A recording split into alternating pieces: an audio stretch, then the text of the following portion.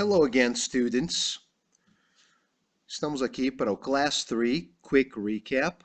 É importante mencionar que, de forma alguma, o Class Recap substitui as aulas, o material didático e o acesso ao site.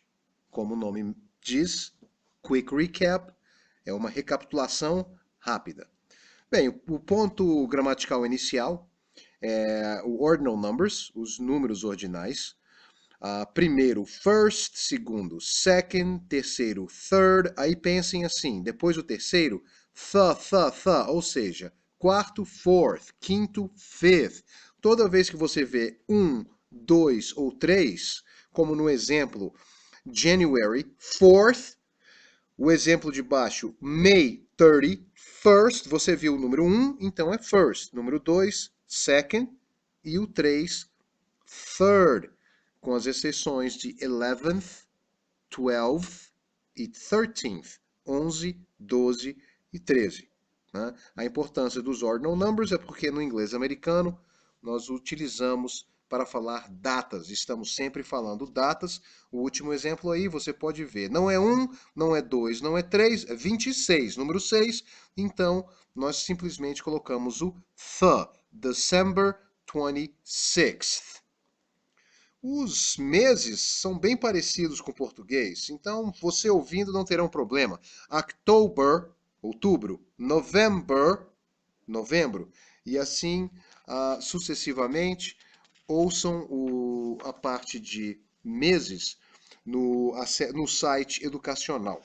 O próximo ponto é o que nós chamamos de fórmula 8-4-10. Como mencionado, essa fórmula é para que você comece a criar algumas frases simples e é a parte que você personaliza o curso. Porque você vai colocar 8 verbos que são importantes para a sua realidade. No livro, o exemplo que nós usamos é uma livraria, né? Alguém que trabalha numa livraria. Então, os 8 verbos, querer, né? Um verbo muito importante que eu chamo de verbo plataforma, que acompanha, outros verbos acompanham o querer. Eu quero comprar o livro. I want to buy the book. Né? Então você vai colocar, você vai fazer a sua própria fórmula 8-4-10, colocando 8 verbos que são importantes para a sua realidade. As palavras indicadoras nunca mudam. This para um objeto, uma pessoa, qualquer coisa próxima no singular. That quando é no singular mais longe. That car, o carro está lá longe, aquele carro. These no plural, perto, e those no plural, longe. Não muda, não é como português, aquele, aquela, esse, só tem esses 4, só existem 4 palavras indicadoras na língua inglesa que servem para tudo, coisas, animais, pessoas, enfim. E no caso da livraria, voltando aqui, o que é importante a pessoa saber? Como alugar um carro, como pegar um ônibus. Não, o que é importante para uma pessoa que trabalha numa livraria são os verbos que a pessoa usa todo dia, os mais utilizados, as indicadoras nunca mudam, que é a parte 4 da fórmula, e os objetos que estão ao redor dessa pessoa. Então, numa livraria, livro, caneta, uma revista, um caderno, enfim, esses são importantes. Então, é exatamente o que você tem que fazer. No exemplo aí, você já pode começar a criar frases, né, colocando nessa ordem. I want this book. Eu quero esse livro. She needs that pen. Ela necessita daquela caneta. Né? Até mesmo no futuro. I will buy these magazines. Eu comprarei essas revistas. E assim, com os verbos, os indicadores, os objetos, vocês vão formando frases. Né? We want to see those notebooks. Nós queremos ver aqueles cadernos. Né? E lembrando que o verbo want é um verbo importante que eu chamo de verbo plataforma. Falando de verbos, vamos tentar entender um pouquinho a lógica dos verbos na língua inglesa. Pessoal, os verbos não flexionam em inglês, né? Somente no passado. No presente e no futuro eles se mantêm. Só que no presente, né, quando se trata dos pronomes he, she e it, nós colocamos um Szinho no final do verbo. Somente isso. Então, no exemplo aí, she likes pizza, né? Porque é um he, she, it. Agora, no caso dos outros pronomes, you have a car, não leva o szinho. Né? Recapitulem o verbo to be no class 2, ok? Mas lembrem-se, os verbos no presente não flexionam. No passado, vamos analisar o passado. O passado, né, o auxiliar did, então o do, does do presente é só substituir por did. Só que no passado, o verbo já muda. São dois tipos de verbo. O verbo regular e o verbo irregular. Regular verb and irregular verbs. Então, uma dica: memorizem o máximo de verbos irregulares que têm uma forma própria, porque se você olhar para um verbo e não lembrar se é um verbo regular ou não, e você tem uma boa noção de verbos irregulares, aí é só colocar ed no final para os verbos regulares. Ou seja, um verbo regular, walk, o passado de walk, walked. Colocando o ed, foi para o passado. Andar, andei. Outro verbo regular, play, o passado de play, played. Só colocar o ed, o verbo foi para o passado. I played soccer yesterday. Eu joguei futebol ontem. Agora, olha só, como eu falei das forma própria. O se transforma em só. Né? Não tem ed, é um verbo irregular. Né?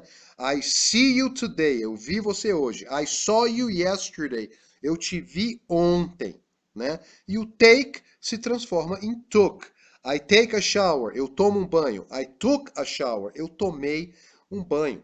Okay? E o futuro, a facilidade da língua inglesa é que no futuro é só adicionar ou uma dessas combinações, will e o verbo, obviamente o verbo se mantém no presente, mas o will